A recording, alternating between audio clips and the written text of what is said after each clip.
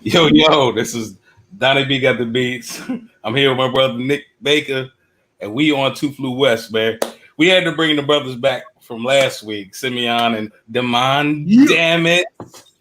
But we also got the pleasure. We had to unify the front here. Yes, all sir. right. So, real quick backstory is that we are brothers of the HBCU, the Hampton University, members of the Marching Force, the glorious section of Lowdown, and so I came in my freshman year. I tried to pay dues and pay all that I could, but the next year, I wish I could say my year was the best year. I wish I could. But I got the pleasure of having a whole line, in my opinion, if not the most influential, definitely tied for the most influential line that there ever was for Lowdown at Hampton University.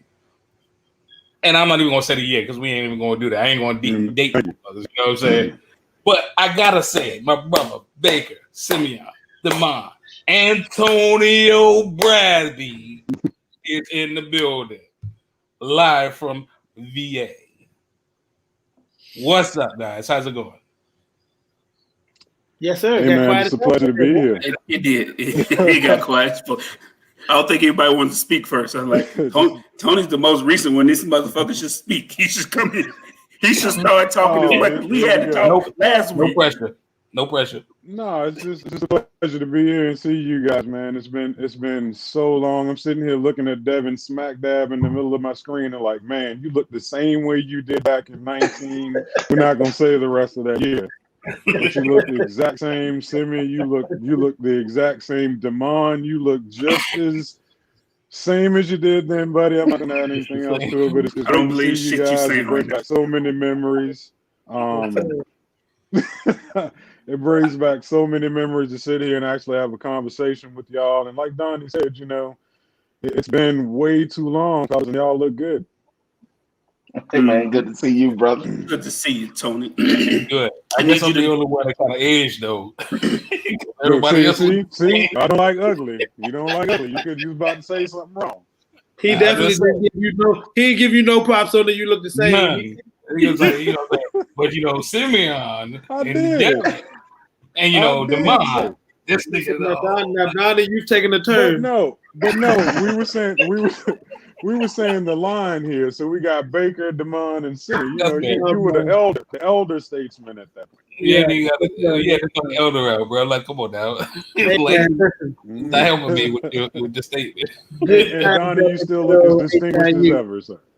Thank you, brother. I appreciate Donnie it. does have a distinguished persona there. He definitely looked like he paid his taxes. That beard is sharp. Yeah, it looked like he paid his taxes early. I try to be crispy with my paying the taxes beard. I appreciate it. He only painted half of the beard. That other half is all his. That bottom half is the bottom third is his.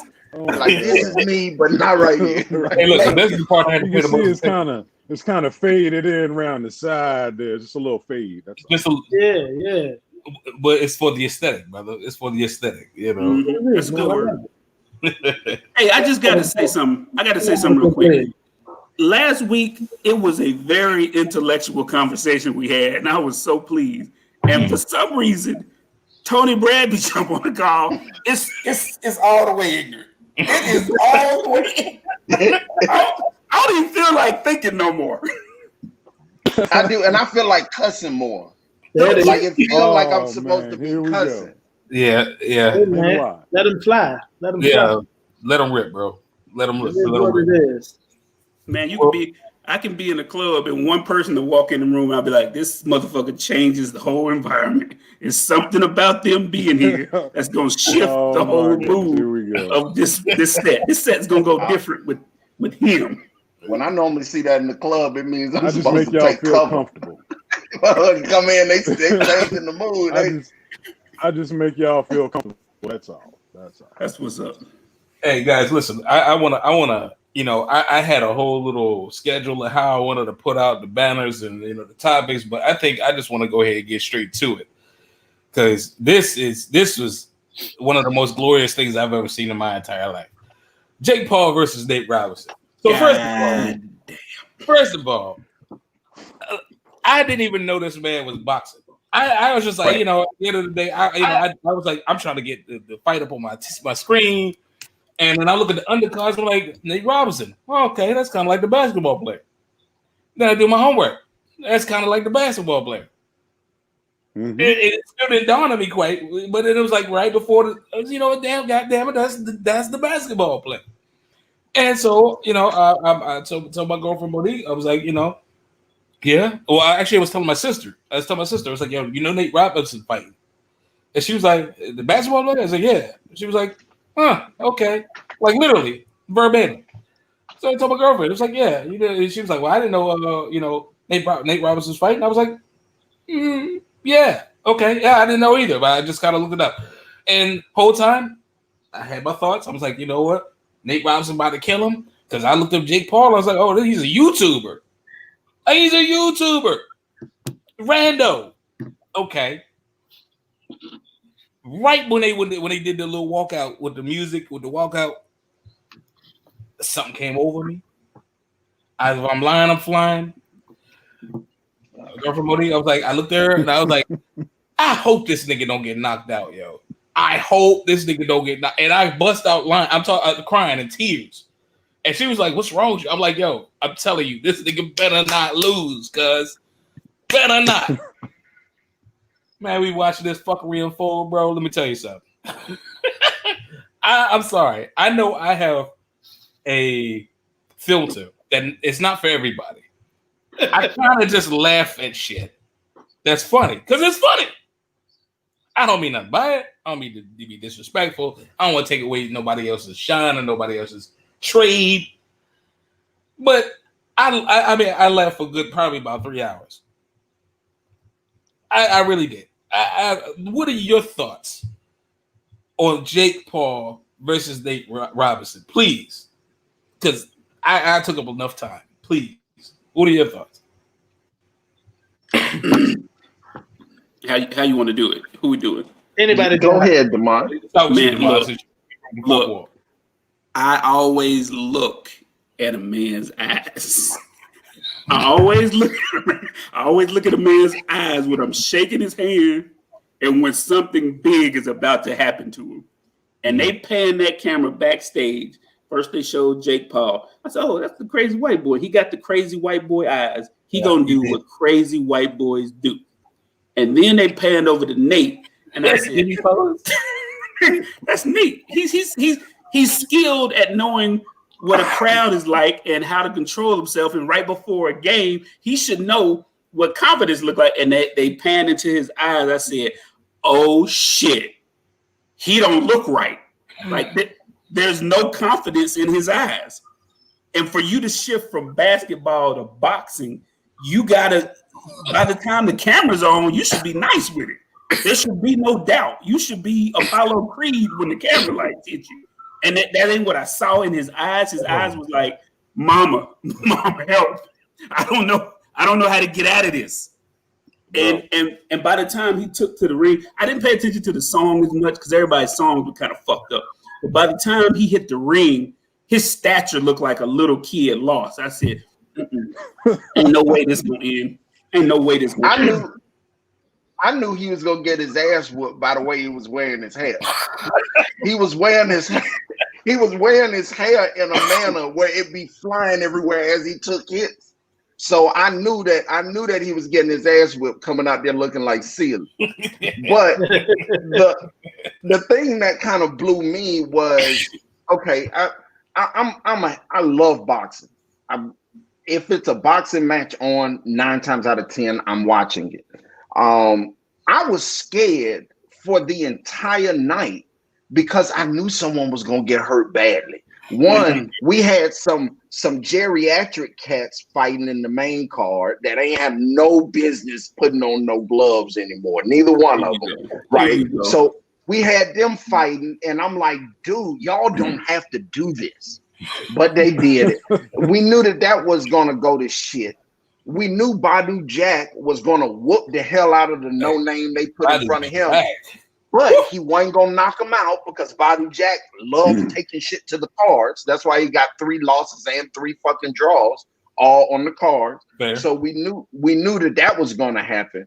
But by the time I saw Nate Robinson, first thing I thought, I was like, you gonna let this motherfucker knock you out. And guaranteed that's what happened. It looked like they didn't work on no defense. Like they didn't do like they weren't like, okay, do this. They were just like run forward, put your neck up, and then punch. Right? So defend with your chin. Yeah, so of course you got Children of the Corn just flying out his head while he's, you know what I'm saying? So I was worried about dude getting hurt when they showed him in the locker room. Now, Jake Paul is a YouTuber. And I think that you name a woman boxer that's really good and they can beat Jake Paul. And that's nothing against women boxers. I'm just it is. It's like, no, it's not. No, it's not. Well, no, it's not, because there is a difference in power. There's a difference in physicality. That difference, nothing's wrong with it. Clarissa Shields will whoop my ass, no question about it. Okay, like if I got in a fight with Clarissa Shields, if I got in a fight with almost any of these female boxers, I'd probably get my ass whooped. But based off of Nate's performance last night, I'm gonna call that nigga out. Like, me and him need to do a boxing match because that was horrible. And I'm really kind of afraid that, one, he ain't gonna be right. Nate, you know, he was always smiling. That's why I didn't like him in the NBA. They'd be losing by 60 points and he'd find a fucking joke. Well, ain't wasn't no jokes last night. Yeah. So good luck, bro. The thing that got me the most was when Nate went down the first time and he was holding the back of his head and he was looking at the ref as if to say, did you not see this? Like, I'm making an excuse for why I shouldn't continue this fight. And then he kept just lunging. When you're lunging in signs of desperation. You know what I mean? You're trying to make anything land. At this point, you are in trouble. Now, because Nate is who he is, you kind of wanted to give him the benefit of the doubt and maybe he could pull it off. You know, you can say, you know, maybe you were hoping for the athlete versus the YouTube where he could kind of pull it off. But when he put his hand behind his head and he had, like De'Mun would say, that fear in his eyes, at that point it was over. But did you guys see today when the YouTube guy actually had his jersey on? Yeah. And had the picture of the ultimate disrespect. At this point, I got to find you. I got to cut you. At this point, I got to find you. And do what? If I was Nate, I would find you and ask you, could we have some coffee or something? Because there's no way that I get back in the ring with somebody who put me out like that to the point where they didn't even want him to get up off of the canvas. Hey, you just stay there, brother. Just stay there. Don't you move. You got to bring somebody with him. It showed me a few things. I mean, I think the fight was over when Jake Paul came out to We Playing Basketball. Like, once he came out to that, it was like, oh, okay, he got some plans. He got some things he about to do when he get to the ring, because he playing that song. Even Snoop was like, damn, he cutting up with that one. So that was the first thing. The second thing is, you know, while Jake Paul's skills definitely don't compare to no one who's a professional, he has been doing He's been training in this celebrity version of it. This is his second fight. He been kind of dedicated to doing it. And I think Nate Robinson got caught in that place where, you know how, sorry to say it, but you know, we black and we think anybody over there, if I like get loud enough or if I want to fight them, I can beat them in that moment. And then you meet that MMA fighter who whoop your ass. Absolutely. You was talking shit. I feel like it was like that. Nate went in there like, I'm Nate and I'm black, so I'm gonna win. Period. I think he the one that called for the fight. That's even worse. He called for the fight. He called out Jake Paul. So I think you're 100% right. He like, I can beat this boy. The first time and got back up, and like Tony said, he was holding his head. Yep. Like, oh shit. He just knocked me out on my face and everybody saw it. He was like, I really don't want to continue, but I have to continue. So I'm gonna go back out here. The ref was like, you want to continue? He was like, I mean, yeah. And like, in a boxing match, if you like, do you want to continue? I mean, all right. You know what I mean? Like you already defeated half the way. So when he came in for that last one and swung and caught that hook to the jaw, it was like, oh no. And then Snoop, like he was commentator of the year, just because he every match. But blessings go out to Nate Robinson, man. Hope he's okay. Yeah, I hope he's okay too. Damn, he's the new crying Jordan meme for sure. Now here goes a question. I got a question to blow this conversation up in a different direction. Why does Nate Robinson need to fight? That's what I would say. And I think that there is something here, even with Roy Jones and Mike Tyson. Why do they need to fight at this point in their lives and career? Why would Evander Holyfield, who's talking about coming back, need to fight? And I think the answer is a lack of long-term wealth. And so I just wonder, what is motivating some of the things that we're seeing, especially around Black athletes who are retired, who are trying to come back in another form. This guy has his first boxing match at 36, 37 years old. So you don't do that because you love boxing. You go spar because you love boxing. You jump on a card like this one because you need some money. Just saying. I'll say this. I mean, I hear that, but I don't know. I feel like, at least for Mike and Roy, I would feel more like, it was a fight that everybody wanted to see years ago that they talked about. I feel like you can miss the nostalgia of it, of fighting for people, of being in the ring, of having a big match, of training for it. Like, I feel like there is a place where, because that's what you do, and what I can liken it to is like being a musician. You know what I mean? Like, at the end of the day, I have no desire necessarily to get back out on the field and march in a game. But then again, somebody's like, hey, we got one time. One game. Do you want to get out there with your boys and rock it out at, I don't know, throw a stadium out there. A stadium. And do you want to do a show? I might be like, you know what? Let's do it. Let's get it in. Not that I want to, I don't need it, but that just starts to get to rolling, and I think you can be like, I might not make it through the whole show, but I give you what I got. Yeah, no, I don't doubt that. The thing with that I found weird with even like the Tyson Roy Jones thing was the fact that in their heyday they didn't campaign at the same way. Mm-hmm. Right. So I never in my life, even when Roy Jones campaigned at light heavyweight and then heavyweight to beat Ruiz, he beat Ruiz at heavyweight. That's how he got his belt. Yeah. Ruiz was a small heavyweight, right? So it was still it felt like a cruiserweight fight or a light heavyweight fight. And so I never thought of Roy Jones and Mike Tyson. Right. Even after Roy retired and didn't retire, still rapping and shit. And you must have forgot. Tyson, that was my jam. And Tyson coming back. I never thought of them together, but I thought from a marketing perspective, it was like great. And I also like the fact that they finished the bout.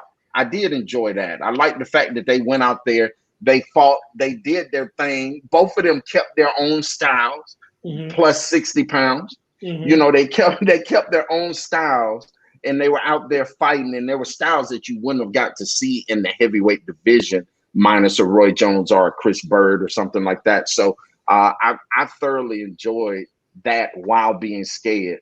But I don't necessarily think it was all nostalgia. We know Mike Tyson has lost most of his money. We know Evander Holyfield is completely broke. Nate Robinson wasn't no damn all-star long term. So we know that he wasn't getting top level money. So I just still wonder, would they have done it if their pockets were looking like they would have looked? And I think their pockets don't look the way they look for more reasons than just them spending their money back quarterly. I think you being a little hard on Mike. I agree. I think Mike got a little bit of money where he don't have to do this anymore. Not according to Mike. Well, he's got that like Weed Island, whatever the fuck it is, where you can fly over there, stay and smoke, and he's got the podcast. He's got enough money where he ain't hurting. Now you could argue that with definitely could argue that with Nate. I don't think Mike is in need of it. I think more psychologically he just wants to have purpose, and he just went back into the ring and show it. I'll buy it, but most of these folks, even these celebrities, but a lot of those things they don't really own Mike's brand, right? Say that again. A lot of those things outward Mike's brand, right? I mean, I think it was Thriller. Well, they were the brands that he represents, like that, right? Yeah, the brands he represents, but we don't own these brands. These are marketing partnerships, just like Puffy and Ciroc, just like we don't own. None of these people probably have a single stake in any of these brands. That's true, and I'm saying that those partnerships have been what kept Mike afloat the last 10 years. I mean, and he's continuously marketing. $3 million right now. You said what? Mike is worth $3 million right now. That's what Forbes which is great, and he's living better than I will. No question about it. But he made $685 million in his career. He's Mike fucking Tyson. And so he's definitely blew a lot of money. Right. Yeah. And a lot of money was taken. A lot of money was finagled. Imagine him coming into boxing with the wealth needed to hire his own lawyers. Yeah. Right. That's a whole different ball game. So I just, I hate to see him fighting at this age, but I sure was watching. I think my bad. I think it's interesting that there's a market for it, because that says something too about the boxing right now. And there's some pretty talented fighters out there. But I think the marketing of it, the hype around it, unless you're like an enthusiast, it's like, I don't know if it's where it used to be. Like, you know what I mean? Boxing used to bring in crowds and people will still go. But I think the door has been opened because of a lack of entertainment when it comes to boxing. I think, honestly, like, love or hate him with Floyd after he left, to me, he was like the last big draw in boxing. Agreed. I don't disagree with you. And to take it a step further, Floyd was willing to piss off Mexicans to get views. Right? Like Floyd's whole career, once he transitioned from Pretty Boy to Money Mayweather, which was around the Gotti fight, his whole career was focused on fighting Mexicans. Right? It really was. And that sells really well. And I think Floyd brought in the casual boxing fan to watch, because everyone wanted to know one, just like with Roy Jones, could anyone beat him? You knew no one was going to get close. Same with those household names. But the other side of it is these people that we're talking about, like in the heyday of our time, your Roy Jones, your Floyd Mayweather later, those people fought everybody.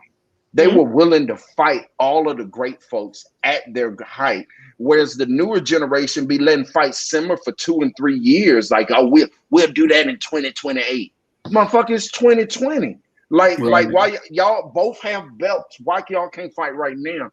And I think that's what, to go to your point, Devin, that's why a Mike Tyson and a Roy Jones could be viewed as such a big fight, because and no one else will fight anybody. You got folks like Keith Thurman who wouldn't fight Errol Spence before. He was lacking on fighting. He had to be mandated to fight Sean Porter. You had Danny Garcia should have been fought Errol Spence. All of these folks who were running in that 147, speaking of Floyd's division, it's kind of the same now. So I think you bring out a very valid point, and that thirst for something big. And I agree. I think 1,000% of it goes back to what's the draw. I mean, COVID hit a lot of people, and people, it was a big deficit as far as we don't have nothing to watch. And now all of a sudden it's like, okay, well, we got this back up. Who's ready to go? And, Mike is staring at, I could make X and X and O figures, such and such and such million, just to go out and do what I love to do for 8 rounds. It's the sports version of OnlyFans.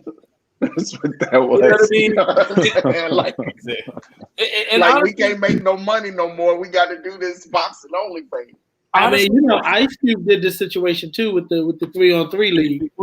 Big I mean, it's that thing of watching people that you used to watch. Like if Michael Jordan, like they was talking about Michael Jordan playing Dominique one-on-one, like and making the pay-per-view, and like would people watch? Hell yeah, I'd watch. Like Michael Jordan. I would definitely felt good to see Roy back out there. Yeah, I don't know. I don't know, bro. Because he was like lumbering around the goddamn. I was like, bro, I hated to see him like that, bro. I mean, he's old. Like, he's 51. He was hefty. That's for sure. I know the 51-year-old was a step around the ring a little bit better. How he was laboring around. Them no look jabs. Oh no, he was laying. He was connecting them joints though, like it's a surprising efficiency. Leaving them out too long though. But he was wilding like, bro. I was like, bro. Well, and let's be for real. Roy hadn't fought any heavyweights that could punch as hard as Mike Tyson. Ever. Roy, even when he was a heavyweight, the end of his career, he never fought someone who could punch like Mike Tyson. So I even appreciated the interview afterwards when what's up, Keisha? I appreciated the interview afterwards when he was saying like, yo, it's different when you getting hit by Mike Tyson. Like I appreciated that because I mean I would have fainted at the press conference. Hey, I like Roy because he kept true to who Roy is. He always did his interviews. He always turned a little bit to the side like this. He'd be like, Pensacola, Florida, we back in the house, man. We did what we did. I love Pensacola, Florida, we back in the building. I told you I was coming. We did it. Pensacola, Florida, I'm back. I'd be like, if Pensacola, Florida want me to be back, then we're going to do it again. Hey, man, Mike Tyson hit hard, but you know what? Pensacola, Florida, we back in the building. I got to talk to my family. Hey, you're running just like him, dog. Hey, he said, I got to sit down and talk to my family, see what they say. But Pensacola, Florida, if you need me to be here, I'm here. Call me up. Hey, you talk about Pensacola like it's a person. Like, hey, Pensacola done told me. I talked to Pensacola last night. So, yeah, all right. Yeah, hilarious. Yeah, I feel like the guidelines to the fight really interfered with an amazing fight. I feel like the no knockout rule was really handicapping Mike Tyson because that's all the fuck he do well. The 2 minute rounds, and Simeon, I'd love to hear what you think about 2 minute rounds. I think that was ridiculous because neither one of them could switch into their best mode. They always work the best, I feel like that last third of the round, just knowing that it's about to come to an end, they understand each other's style better and they can overcompensate. I don't know. I just felt like we were cheated out of a real fight. I feel like we're cheated out of a fight. My question is this: do you want to see one of them knocked out? Because I damn sure didn't. I didn't want to see. So I was appreciative of the rules in the sense of I don't want to see 50-year-old men unconscious like damn Nate Robinson was. I don't want to see that with my boxing heroes from the past, right? So, like, if y'all are gonna fight, I would have been okay even if they fought and said no face punch, right? You know what I'm saying? Like, no. I don't want to see that, dude. I mean, it hurt me to see Roy when he got knocked out by Tarver and then knocked out again by Glenn Johnson. Like, that's a whole different animal, though, bro. That's a whole different animal now. Well, imagine at 50-something, you getting knocked out, dog. You might need to go to rehab after that and shit. Like that. One of the most treacherous people to ever play that sport, bro. Like, that's the whole thing. Like, like when you seen the wind up, when you seen the training, I'm not gonna lie. Like the way Mike was attacking the bag, attacking the fucking dude who was holding the you know what I'm saying, like his sparring partner, all that. It was like, bro, it's no way. It's no and to see less than that, it's like, okay, it's not really Mike. Like even like that's what I'm saying. I agree. Even as I think Tony said earlier, it was like when they was both finally got in the ring, and then they did the little jump where you see everybody's eyes and see everybody. And Mike, he kept kind of like, I was like, bro, I don't know, bro. Like, he don't even just look like he just. Mike said he smoked weed before the joint. Wow. He probably did. He said he needed. He needed to. Shit. But, Hell, but he needed to. I'm gonna tell you what though. I can tell you about 3 times where he hurt Roy. Oh, Like, absolutely. and it was, I can tell you it was like, 5. oh, Shit. he was like, oh, like, and it was, you know, like, That's oh, the thing. Yeah, Roy was definitely retreating. yeah. Roy Well, wouldn't have made it in 3-minute rounds. Roy wouldn't have made it. Dude, I think He was struggling with 2-minute rounds. let me tell you think you're something. right. Right now, we'd be talking about a memorial service if there were 3-minute Come rounds. on. And if we would, we'd be talking about one of them in the past tense, like they didn't really have to fight. You know what I'm saying? Like Like Apollo Creed. Somebody would have had a heart it would have attack. been off of some Somebody would Apollo have had a heart Creed attack. shit.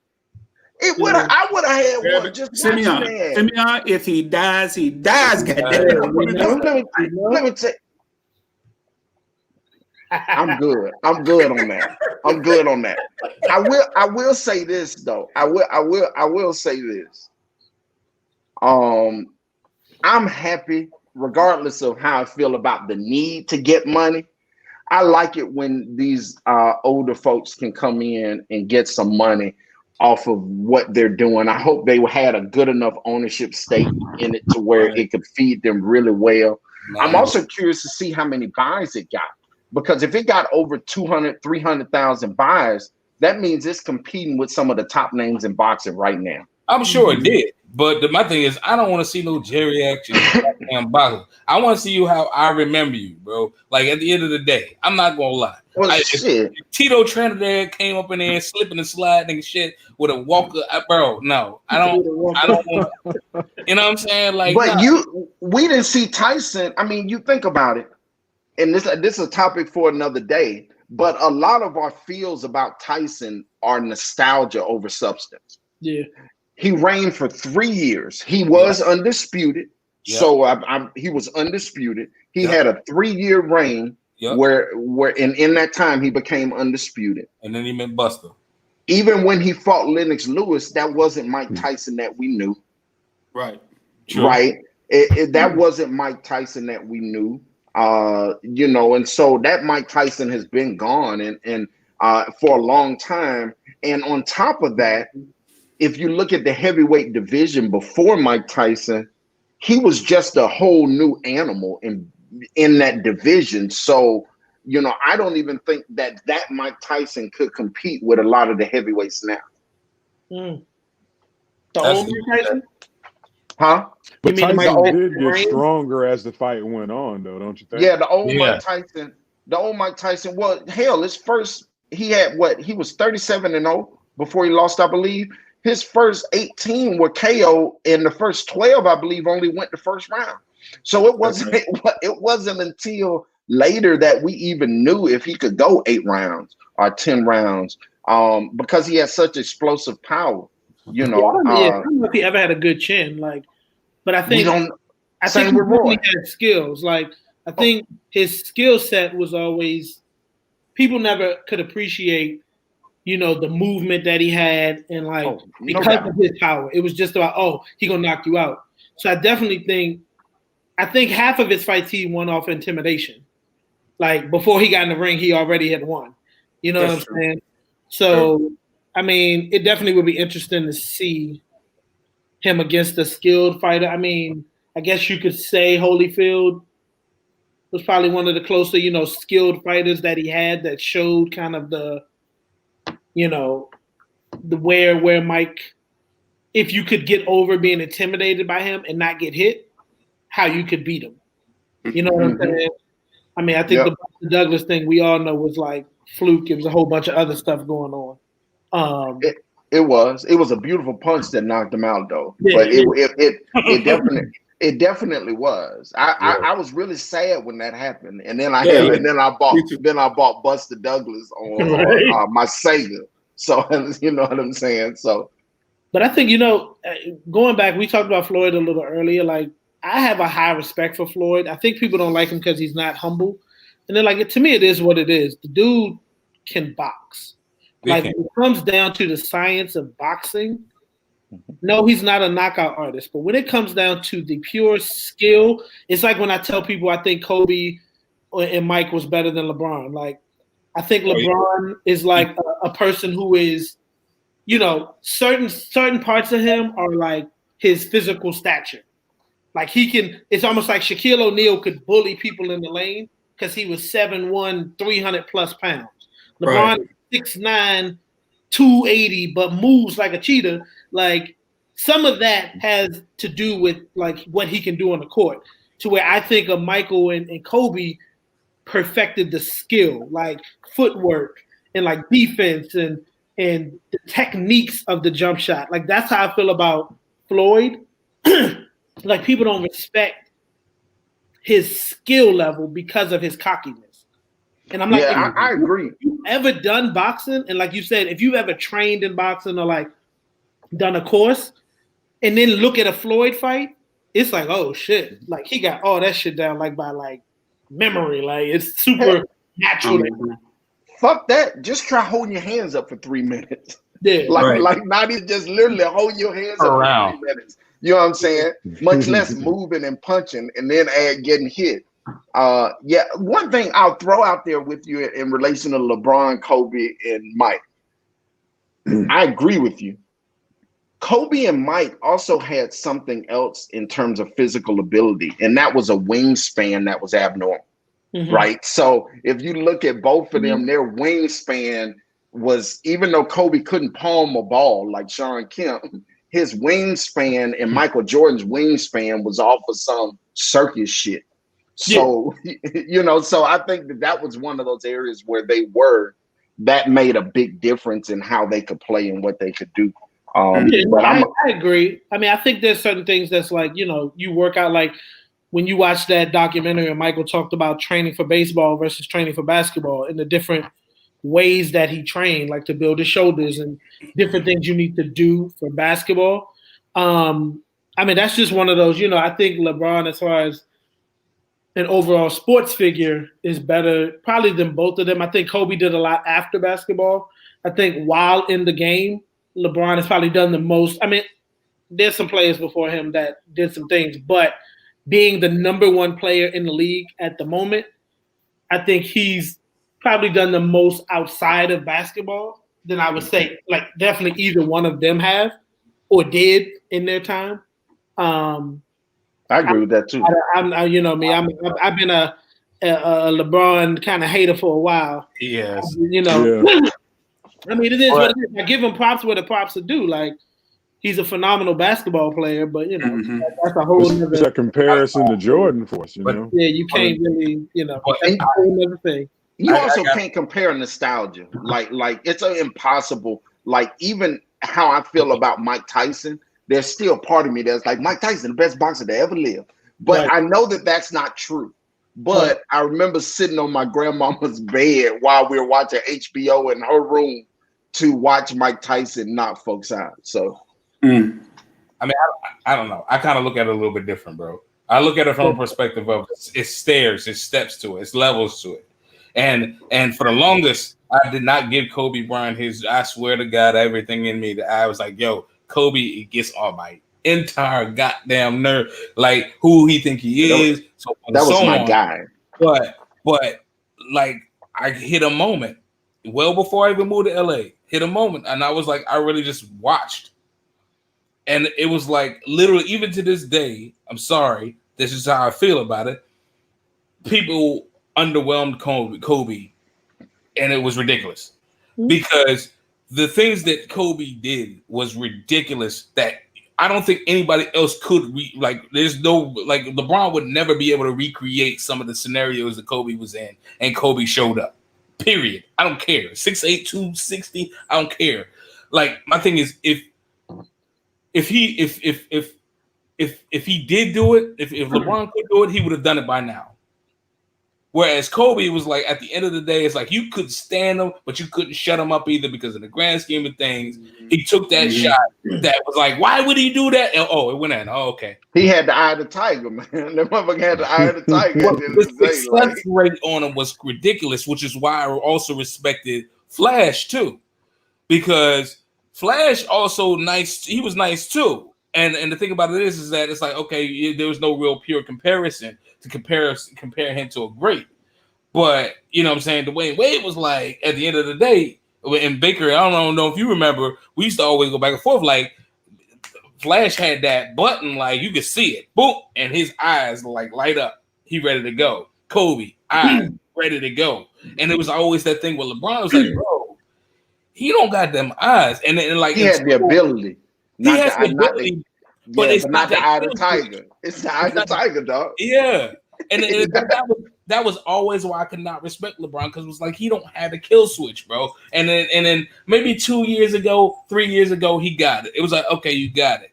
But even now, it's like watching him defer. It's like he's deferring. Whereas LeBron, Jordan and Kobe was like, bro. I still don't think he got it. I think he can. I think if they're winning, he can close a game. But if they're losing, he don't got it. Like he don't got the switch. But I mean, it is like I compare him to Magic Johnson more than anybody else. Like that's who I think he compares to. I agree. Magic. Like they got the same height, both 6'9". Build. They can play multiple positions. Tall point guards. Like it just makes sense that those two compare to me. But even then, I'm like, Magic was never considered to the greatest player in the game. Like, he sure wasn't. Like, you know what I'm saying? So I'm like, he was the most electrifying.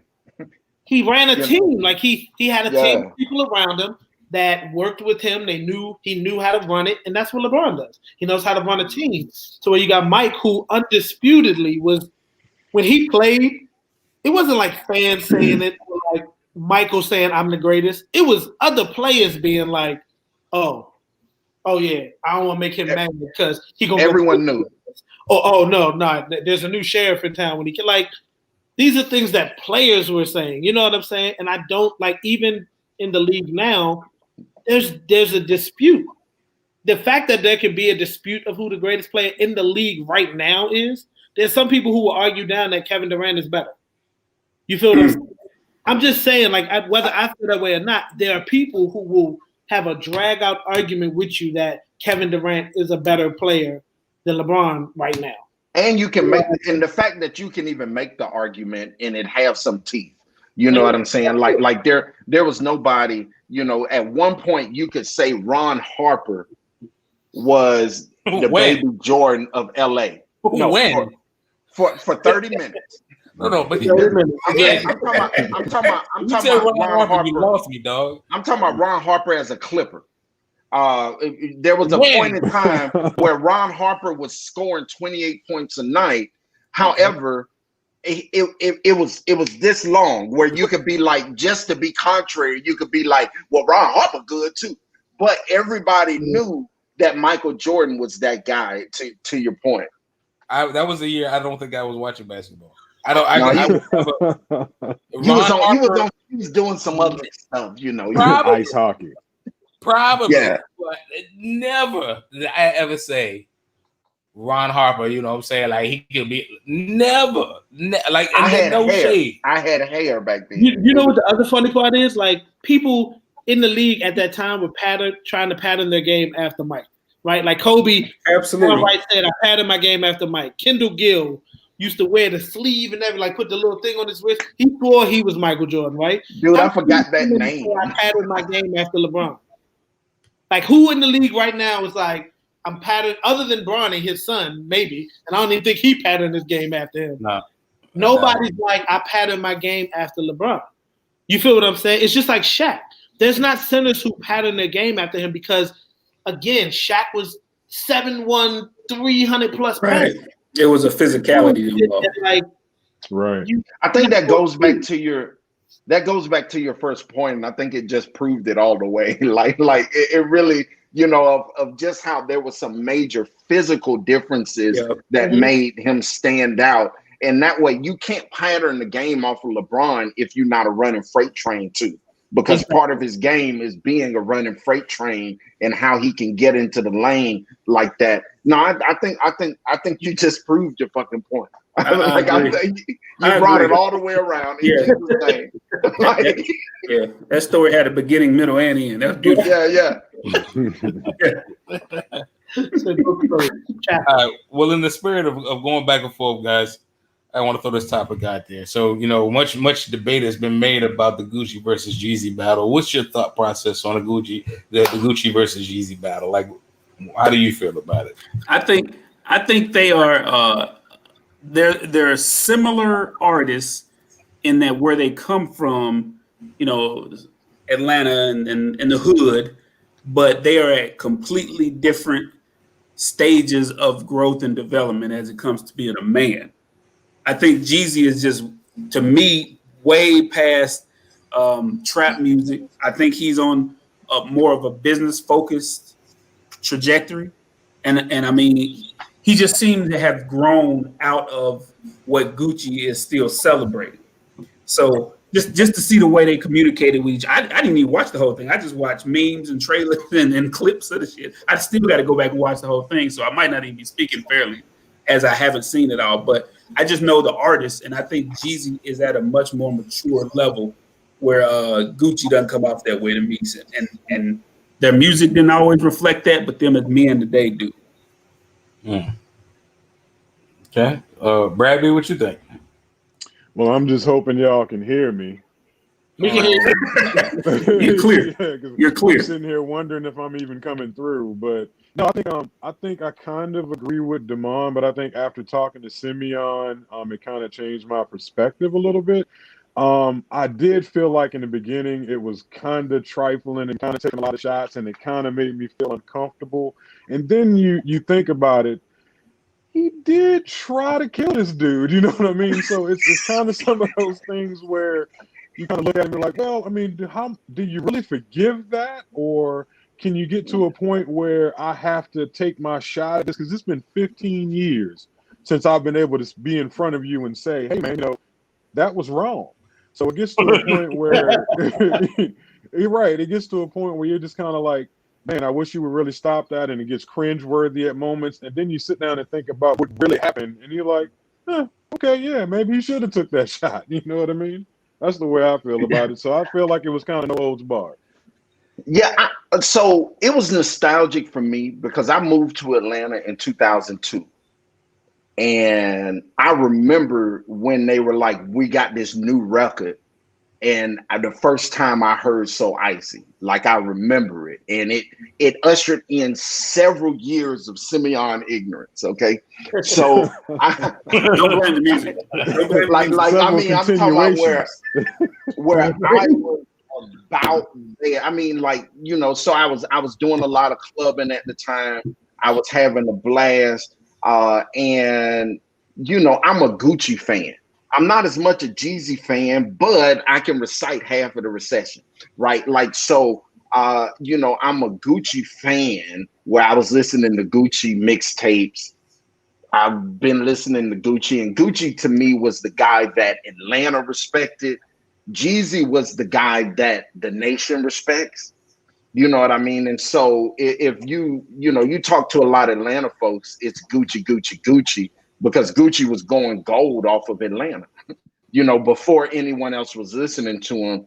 And when they did So Icy, Gucci was the big name at the time, not Jeezy. So when So Icy came out, it was like Jeezy was getting with the hottest guy in the streets right now. I loved every bit of ignorance that came from that show. I appreciated the fact that he was, you know, rapping in the middle of the area, pointing down. Like, because if you allegedly sent somebody to shoot me, and I ain't been able to address it this whole time, and I done wrote all these diss raps about you, and I finally get in the same room with you, I'm rapping every single one of them. Even if it's just that verse, I'm gonna be, hey, I shot your man. Bam. I mean, every single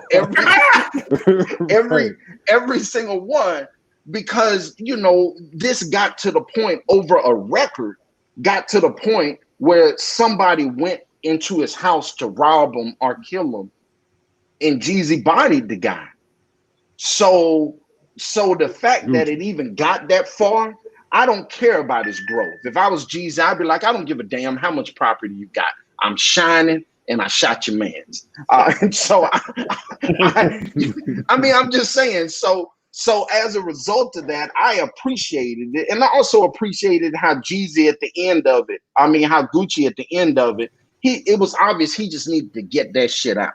And he needed to say that shit to him. And I appreciated the fact that he said it to him. I say Gucci won the verses, if you ask me. Jeezy could have topped it off if he had done amazing or done so, if he had hopped out of that yellow coupe like he did on the Amazing, or did some other. I think he could have taken it there. But to me, Gucci won. And to tell you how much I wanted the ignorance, it's the very first verses that I've actually watched. I hadn't watched any of the other ones. It pissed me off that Stacey Abrams got up there, and I liked the fact that Gucci played the beat like while she was talking, like, man, fuck her, and dropped the beat. Because it gets on my nerves that it seems like Black politicians only engage our community through entertainers that won't ask them the hard questions.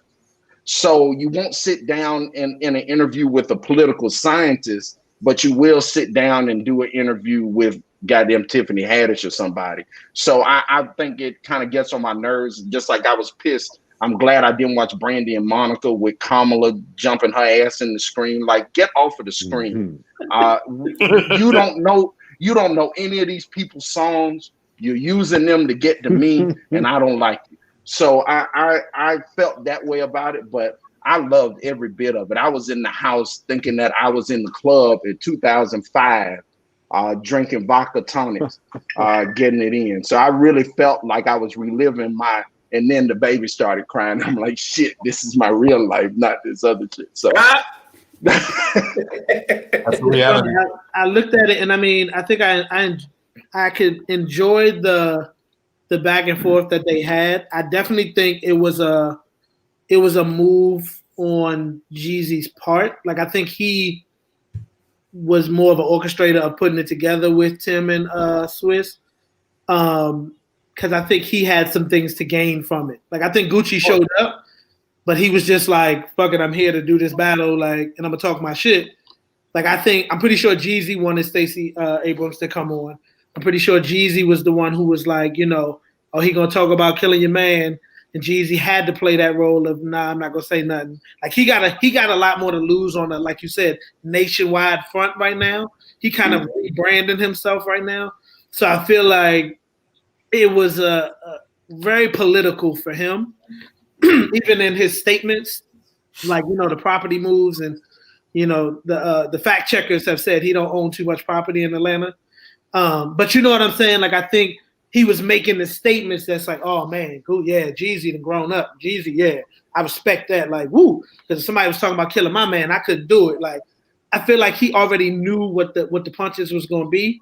So it's like, just get through the night. He got his girl he about to marry, or they married now, who's on a nationwide level. And it's like, you got a lot of good shit going that's going to put some money in your pocket. For you to look polished and mature on this, it's going to be a real good look for you. Do that. You know what I'm saying? So I think it was more political for him. And Gucci was kind of just there like, fuck this dude for real. And then by the end, he was like you said, I got it out my chest. All right, I got the steam out, and I killed your man. So I guess we can be cool.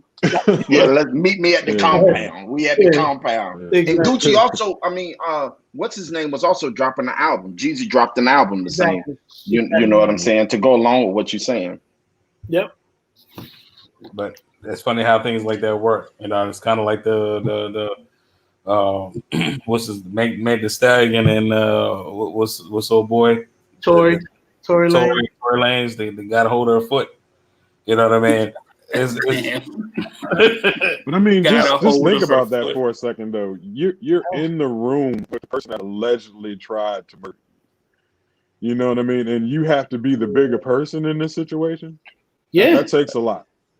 Yeah, that takes a lot. So I'm not gonna say you done already did time. It depends on the amount of money, like at that point, that they told you you're gonna get. I think the benefits that he said, like at the end of the day, 15 years ago, it couldn't have been 10 years ago, like that they did this. It couldn't have been maybe even 7 years ago. I think at this point in his life, he's accepted what it is to an extent.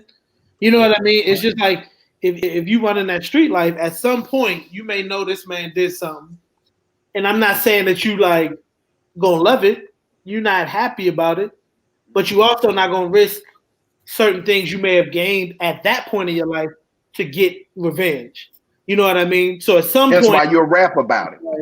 yeah, Right. it just becomes like, you know what? Yeah. All right, you got that all, and that's how it looked like he was sitting there, like, all right, you did that. It happened.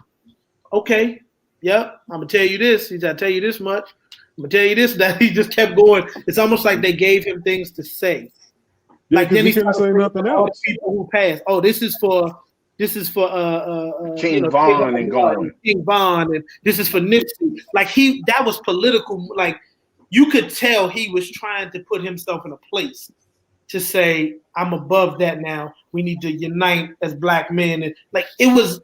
Yeah. I'm not gonna say it wasn't totally genuine, but I don't feel like it was 100% genuine. Like in those stories, he would have been the one to kill King Von. He would have been the one to kill. So it's funny that he's saying that when in all reality, in actual life, allegedly, he was on the other side of that.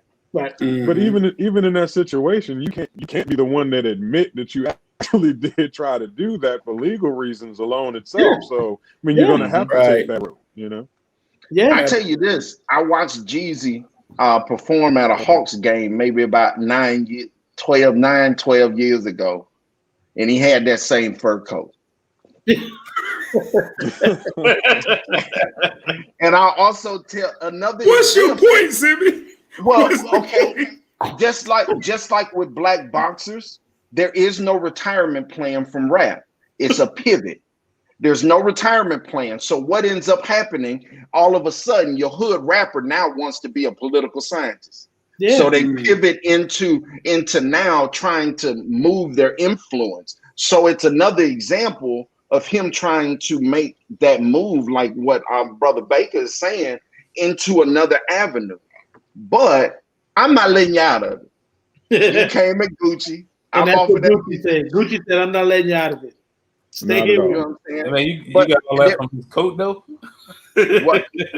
I mean, but I'm just saying, like, given the records that Gucci has put out, he's worth about $10 million. I guess the thing that I'm getting at is even our rich folks in the black community aren't rich by rich people's standards. Yes. And so as a result, our celebrities end up having to go into an afterlife of trying to generate money that most celebrities don't end up having to do. And there's a reason for that has nothing to do with the way they spend money. That's very deep. He got really deep. That's a hell of a point, because when I think about Jay-Z, who I respect a lot, he's done a lot outside of music now to generate the wealth he has. But then I think about Taylor Swift. Taylor Swift is just making records. And I'm not saying she doesn't have the net worth that he has, but if she keeps going, she will, just for music. Just for music. She ain't gotta think outside the box and do other shit and be super smart. And they always like, oh God, he's so smart and such a businessman. But your point is super like on point, that like it's a necessity. So you don't go broke. Like you have to do those moves and you have to figure out what's next and what's the pivot. Yeah, that's go broke. Are you gonna go broke? Because there is no retirement plan. That's why we have to listen to T.I. say dumb shit all the time and have people clap about it. Yeah. Yo, he says some of the dumbest shit in the world. T.I., if you out there listening, read a fucking book. This motherfucker. All right, I'm out. I'm done with that. Okay. Yeah, it's exquisite that you talk expeditiously. Yeah, man. Extrovert, introverted things of the. He does, man. I remember when they were having a protest here in Atlanta, and he got up there talking about Atlanta's Wakanda and shit. Atlanta is the fastest gentrifying city in the country. It's almost no longer a majority black city, so it's only 55% black now. Thanks Keisha Lance Bottoms, different story. It's so the view of Atlanta that the world has is not the view of Atlanta for the Atlantean, for the ATLian. It's absolutely not, because most Black folks have been pushed out of a lot of Atlanta. Atlanta will be a white city in the next 15 years, and don't get it twisted. So it's Black control, white dominance. So it's interesting. So if you get up there and who's the spokespeople for Atlanta? It isn't the 90% of Black businesses that only have one employee, or the 95% of Black female businesses that only have one employee. It's goddamn T.I. Get him, Simmy. I had nothing to say about it. Thanks, T.I. A fucking take it. Well, let me ask you this: since we talking about Atlanta and with specificity, let's talk about the stay-at-home orders. You guys got any stay-at-home orders that's being issued from the state of Georgia, and Tony from the state of Virginia? I know me and Baker out here in California, and that shit is ridiculous out here. So, what's your thought process? Man, in Georgia, they're doing everything they can to encourage massive spread of fucking COVID. Let me tell you that. like, come on out. I mean, it's the most ridiculous shit I've seen. I'm grateful to have been working from home for the last several years. And it's kind of been that way. But, I live in the second largest county, the second most populous county in Georgia behind Fulton County, which is Atlanta. And we're seeing, an ungodly amount of cases out here. Even in the education system, it's self-reported. So it's some bullshit. The principal has to report the numbers out. It's not of where there's a school nurse that puts the numbers out. No, the principal does. And we've even heard where some principals aren't reporting that information out. So you got motherfuckers who are contagious over there coughing on your child and shit. So you know what I mean? And we're not really seeing the support on a high scale.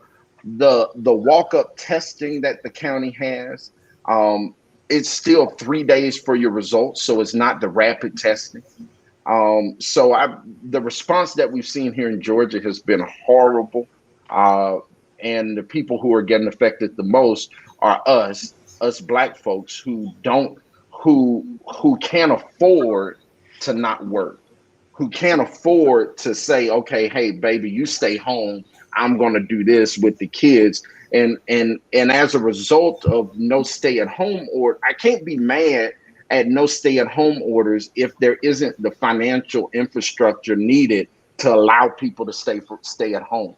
And so if the Democrat-controlled House of Representatives won't send a clean bill for stimulus, and they want to include undocumented immigrants and everybody, they won't send a clean bill, then we can't expect the states to say, well, you got to stay home. Your company's probably going to lay you off. We're not going to give you federal unemployment benefits. You're going to get this $200 or whatever from the state, and it can't sustain you.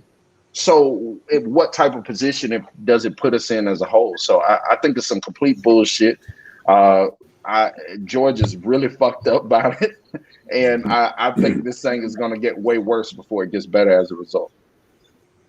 I echo exactly kind of what Simeon said. Here they want you to stay home. You're getting the reports of, every day it's on the news. Hey, this many more people are infected, this, that, and the other. But let's be completely honest about what it is. It's holiday season. This is money-making season. You got big corporations, big companies, you got big consoles that just launched. You got all of these things that people are trying to buy. And we're to a point now where they, it's getting, the black isn't as black anymore like Black Friday would have been. You know what I mean? So a lot of things need to come to a point where it's all about the dollar. So we're getting to a point now where people are told to be home because that's the right thing to say. But in all actuality, I'm not exactly sure how much enforcement there is.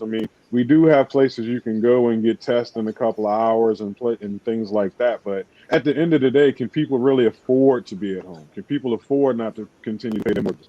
When the mortgage crisis hits and they start to come collect, that's when the water's going to meet the sand here. Everything's going to kind of come to a head at that point. When bill collectors come calling and everybody can't afford to pay all that back stuff that they owe, you're going to be in a situation to where now people are going to have to make some even tougher decisions. So people are going to work now to try to make it happen. So are they telling you to stay at home? Absolutely. But are they really saying stay at home? We all know no, they're not. I think there's going to be a big market shift too. I think everything is about to open up, not just because we're healthier and we're doing what we're supposed to do, but because companies are now like, we know how to get around and still have our employees make as much profitability as possible. So I think when January hit, all these major companies and corporations get their new fiscal budget or whatever, they're going to be able to bring people in, and they don't care if there's a vaccine or not. They're going to start expecting society to spend money like they were before, and they're going to do whatever they have to do to get that to take place. If that means having employees work from home, great. That means insisting employees come into the office and then they try to socially distance them somehow and then sanitize everything daily and nightly. That's great. But America we're too much of a capitalistic society to let this go on the way it has been and just rely on the government to fix it, because outside of any racial component, America is just too greedy. We're all too greedy, and we're at a point where we're not going to stand for our safety being primary. We're going to stand for capitalism being primary. And it's just going to happen. January is it. It's coming. It's going to happen in January. Question for you, and I'll just throw, you know me, I'm always going to throw the race component in there. Let's do it. America's capitalistic for black folks and socialistic for whites.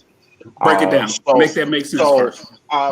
America has done everything in a socialistic nature to ensure white folks stayed at the top, whether that be land grants, whether that be the GI Bill, whether it be any of these areas, right? So they okay with socialism. The reason why Bernie Sanders in Vermont, they're okay with socialism is because it's a homogeneously white community. So white folks are okay with public benefits as long as Negroes don't get them. All right. So they're okay. Everyone turns into a socialist, but when you add a Negro, it's like, hey, he needs to earn his fair share. He needs to do what he's supposed to do. Pick himself up his bootstraps. And so we have also, if you add a racialized component to it, I think it's also safe to say that it's us out there having to make the hard decisions, not them. It's us out there having to go work in that front line. So they are protecting themselves.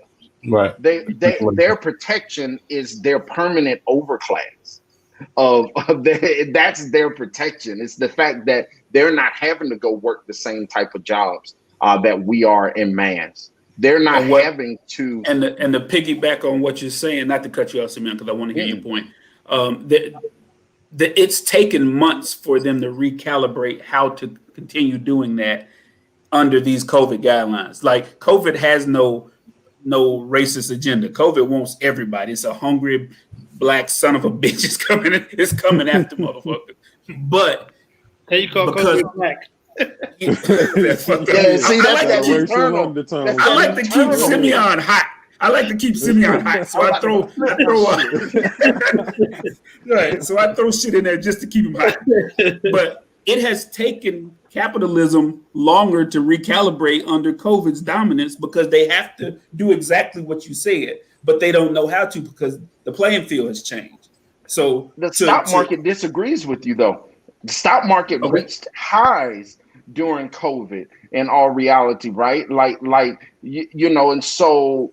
Well, that's just wealth. That's just wealth playing itself out. That's when products are inexpensive and those with millions and billions can buy those products. They know they're going to become valuable again once the American public can afford them. So that's just wealth playing its part. I think what I'm saying is those billionaires who own the corporations and have to put you and I in the front line, they still know that the guy we're trying to replace, or we're putting Simeon and De'Mun in the front line so Charles don't have to go in. But Charles is sick. Charles is on a respirator right now. And right behind Charles is another black female. And behind her is another white. So they have to really play this twisted game of Jenga to get everybody in line to benefit the end result of white supremacy. So it's not even, they're not able to make these decisions to benefit themselves as quickly as they normally could, because COVID has stricken the playing field in a way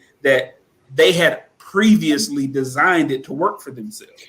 But now they can't do it as quickly. So it takes a minute. But what I'm saying is the influx of money coming when they get their new fiscal budget is going to give them an ability to do what they've always done again, because they would have had time to recalibrate. Yeah, no doubt. I have a question for you real quick. Do y'all think, not even a question, I don't think the government is going to make the vaccination mandatory. But no, I bet you the government uses corporations as a proxy to make it mandatory. Absolutely. So wait for your top retailers to start saying, we're making our employees take vaccination. Yeah, just wait for it, and understand that when we see that is the government. There's an incentive behind it. That is the government actually incentivizing the private sector to do something. And so when you look at it, you're still going to see a high level of socialization for whites. We want you to be able to still shop. Let's get these Negroes vaccinated so you can shop safely. We want you to be able to still do these things. Oh, well, let's make sure these frontline Negroes are here so they can fix your burger. Let's make sure these frontline Negroes are here to stock these shelves at Walmart. Let's make sure these frontline Negroes are here. Because all of this shifted once it came out that Black folks were getting disproportionately affected. Everyone was cool with the quarantine, and then once that came out, it was about oppressing your liberty to breathe and shit. So I think that we're going to see that play out as the corporations get the things that you're referring to. You're going to see them become the government in terms of healthcare for their employees. Well, you said that to substantiate your point, I actually have a couple of family members that actually are on the East Coast that I spoke to, and both of them that I spoke to said that their jobs are already mandatorily making them take the test, and it was just like, I wish my job would be like, you need to take that damn test. I'm sorry, there's nowhere in hell I'm taking that test. It's just not. I'm not doing it. I'm not getting vaccinated. Put that thing 100% for sure in my body. Who's to say that I'm going to get the same reaction? You know what I mean? From a different strain. I don't know. But you're going to tell me you're going to give me 100. You're going to give me 1,000% of this virus to say it's going to fix me. Are they making them test or take the vaccine? No, take the vaccine. Sorry, I'm sorry for that the confusion. But no, they're making them vaccine in order for them to go back to work, and they gotta get the vaccine within the next 2 weeks. That's just the tip of the iceberg. It's about to come down. Oh yeah, I agree. I said the same. It's about to hit all of us like that. And it's coming. I feel like I don't know. I think California's vibe, from what I'm seeing, hearing, California will not do it. I don't know if it's the same as that. I feel like they're going to push it in schools. I feel like they're going to make kids get the vaccine and make it like a vaccine that's part of your vaccines that you're supposed to get in school. I don't know. Private schools. But look, this is where the wealth positionality of Black folks destroys it. Because guess what? Your white private schools are going to allow choice for their kids. Right. So it's going to be where, okay, LA Unified might do it, right? But your white private school, I guarantee you're going to have it out. Well, we give the parents the choice to make the decisions of the medical provider. Yeah, you give it. And so then we have to ask ourselves, why can't our kids go to private school? And the answer is because of extended racism and the accrued disadvantage from slavery, Jim Crow, and anti-Black racism, because that's the $100 trillion wealth gap, and we're seeing how it's affecting us. Everything comes back to that with me, because I think it has to. Because if race, if you ask me, is the most consequential thing in your life, whether you know it or not. You may have taken on a lot of that failure yourself, but a lot of it had to do with you not being in the position to capitalize on the things that the mediocre white person in America gets to capitalize on. Okay. Right. Well, damn. Right. Mm-hmm. Yeah, you mentioned that a lot. I think you should repeat it again, just because racism does allow for white mediocrity to be a standard, and that's to not flourish. Fair. Yeah, that allows it to flourish. They shouldn't want that. They should want to be excel at whatever via their hard work and accomplishment, not just because an exception is made based on race, which is what they're telling us they're not doing to us. So well, imagine that. The goal of racism is dominance. It's not hate. So if you look at it from the perspective of dominance and not look at it from the perspective of hate, then it's not about putting out the best product. It's about owning the whole process. Mm-hmm. Very powerful. Very powerful. We don't think about that enough. Yeah. Well, I mean, to say all that to say, guys, we are punching down an hour and 16 minutes. We definitely have to truncate this. It has been definitely another great conversation, and it provokes the question of whether or not we need to do this again. But at the end of the day, very valid points from every single one of you guys. Definitely awesome to talk to you guys, especially with all of these things. And there's topics that we didn't even touch yet, which is hilarious. But hey, as long as we have a podcast, we have things to talk about. I just got one thing to ask though. If we ever come back to homecoming, who's leading the splits? That's Antonio Bradley. I think it's you, dog. I'm right behind you, Tony. You the your tallest. glorious beard and your split. Oh, here we go. I'm bringing pre-split pants. I'm making sure my pants have already split. I ain't splitting the money. Oh man. Well, I'm bringing my insurance card. That's what I'm gonna need. I'm gonna need that insurance card. I don't got nothing to prove to nobody. I ain't got to go to nobody's garden. And it's gonna be on. It's gonna be on camera. Thomas got the good cameras. He gonna have everything. Yeah, He gonna have it from an aerial view. We need to get Thomas on this joint. Yeah, absolutely. Nah, but definitely. I appreciate y'all having us back on, man. Anytime anytime this invite is open, you can count on me, man. I love y'all's topics, and I appreciate y'all having me back on, man. Definitely. Absolutely. Damn good show, fellas. I hope y'all keep it up. Yeah. Wish you continued success, man. Yeah, good to see you, boys. I wish you best of luck. Just call me anytime. Everybody got my number now. For sure. We got it now. We have some. Where is Tony? He's blended into his background. Oh, Simeon. That's what I'm hating, dog. I'm hating. I'm just hating. Here we go. It's all right, boys. It's good seeing y'all, man. Likewise, man. Listen, guys, it's been a pleasure as always. Thank you. This is Donnie B. Got the Beats on 2 Flu West with my brother Nicholas Baker. De'Mun. Think about it. You took a pause and hit it. Love you.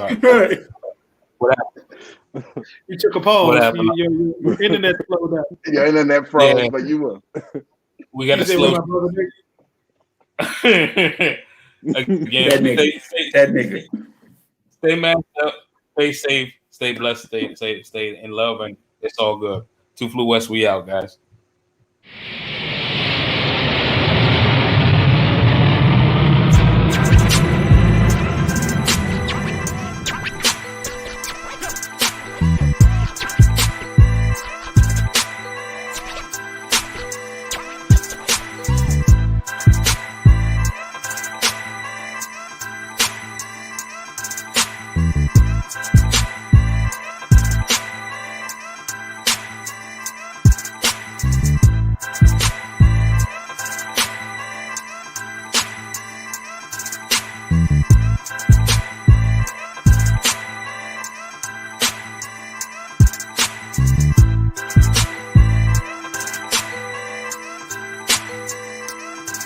Peace.